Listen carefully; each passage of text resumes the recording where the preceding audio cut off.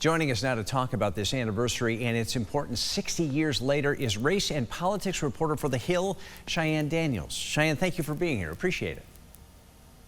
Thank you. All right, you were in Washington for the events that happened this weekend. Tell us what you saw there. What was happening this weekend?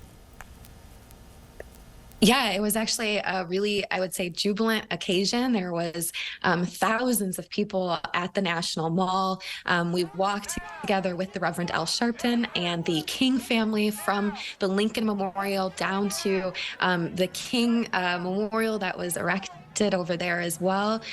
Speeches were given by members of the Congressional Black Caucus, advocates, the NAACP. Really, it was just a moment, I think, of commemoration, but also something that many of those who were gathered on Saturday said was it was also a moment of continuation of the work of Martin Luther King Jr. And you talked to a number of these civil rights leaders about this milestone event. List off some of those names who you spoke with for your podcast, right, and what they had to say.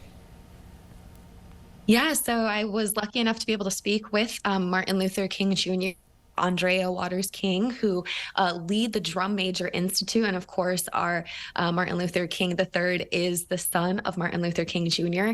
It was incredible speaking with him and his wife. Both of them expressed how important this moment in history is. They have one daughter who is the only grandchild of Martin Luther King Jr.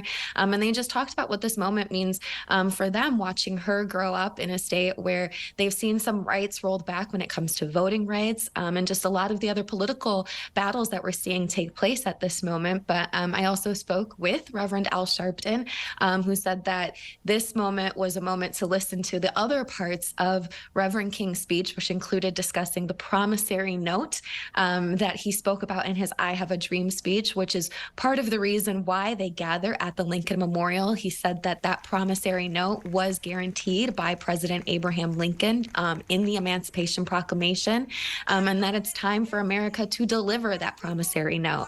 And finally, I spoke with Derek Johnson, President and CEO of the NAACP, as well as Cortland Cox, who's the Student Nonviolent Coordinating Committee's chairman for their Legacy Project. And he was also a co-organizer of the original March on Washington.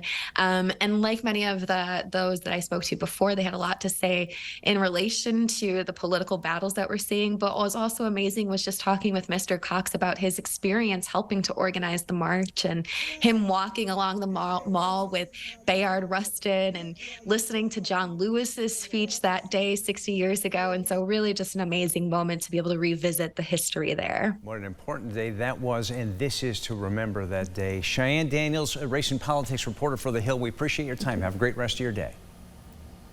Thank you. You too.